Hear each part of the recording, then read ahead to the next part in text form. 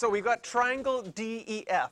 Now, when you're given the measurements, one of the things I like to do, they give us angle D is 80. I like to set up that angle D there, so it's very similar to the activity that we did at the beginning to figure out when is it possible to have one triangle, two triangles, or no triangles. So we're told that D to E is 5. So I would put the 5 there. And then E to F, or F to E, is 8 centimeters. If this side here is 8 centimeters, how many triangles am I going to be able to draw? Only one.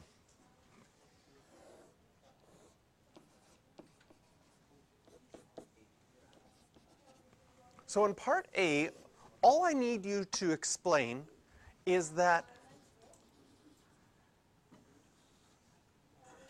since the side opposite the angle is larger than the side adjacent the angle, or beside the angle,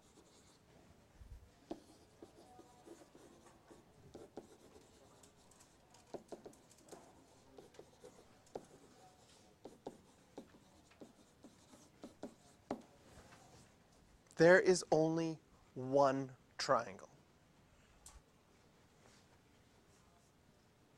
So we have only one triangle that we have to solve for.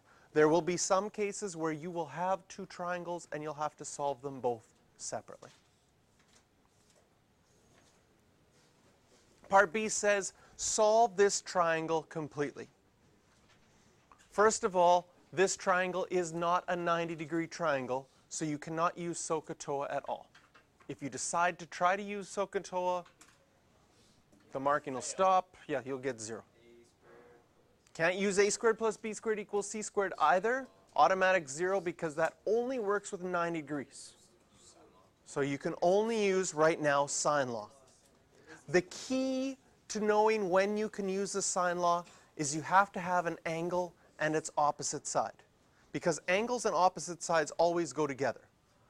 The sine law on your formula sheet goes sine A over A, sine B over B, sine C over C. It really doesn't matter what the letters are. The only thing is that the fact that it's A and A just tells you that an angle goes with an opposite side. So on this one, I have angle D, and I have its opposite side is 8 centimeters.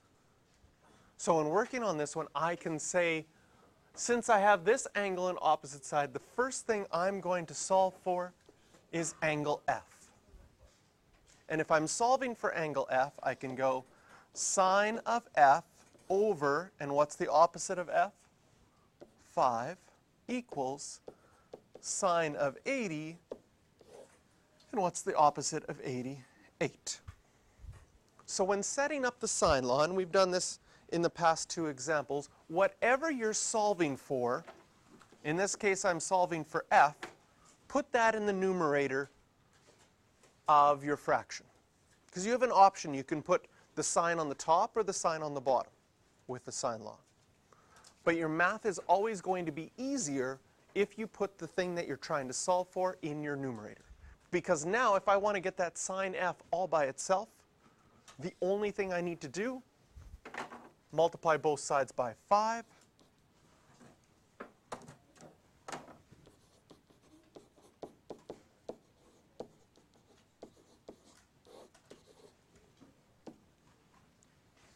And then type that into my calculator to find out what it's equal to.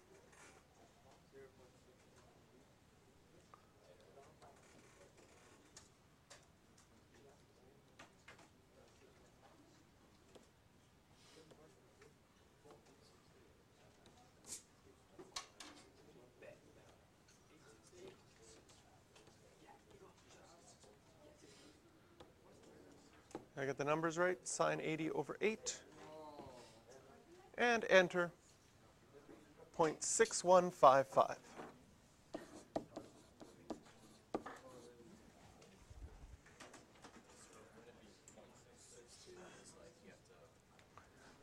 It's decimal places there. We haven't solved for f yet, so how do we find out what angle f would be? You would do sine inverse.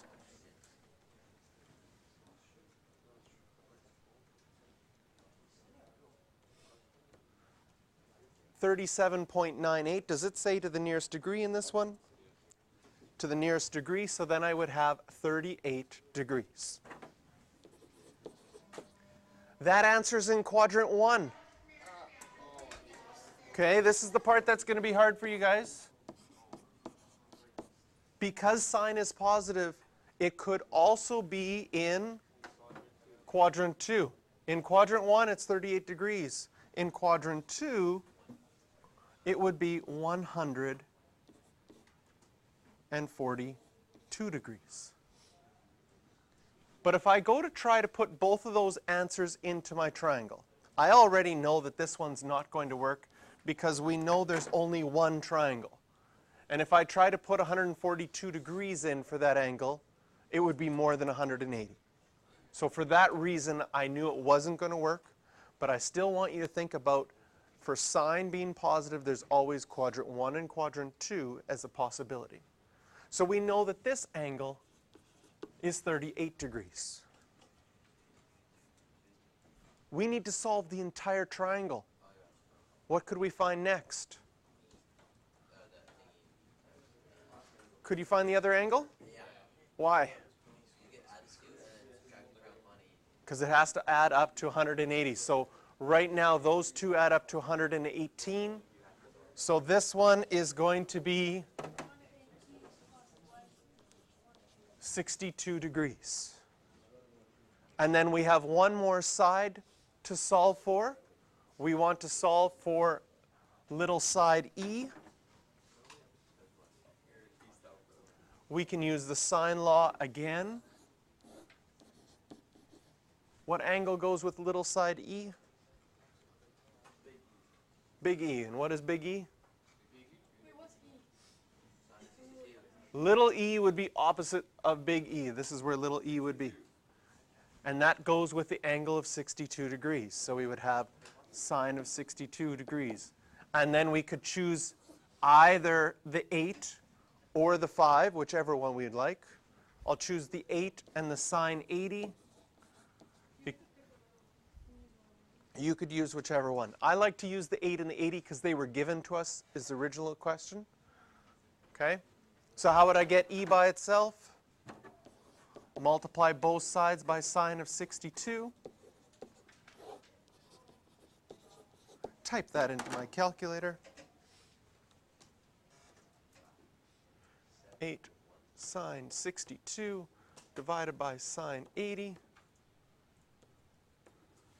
7.2.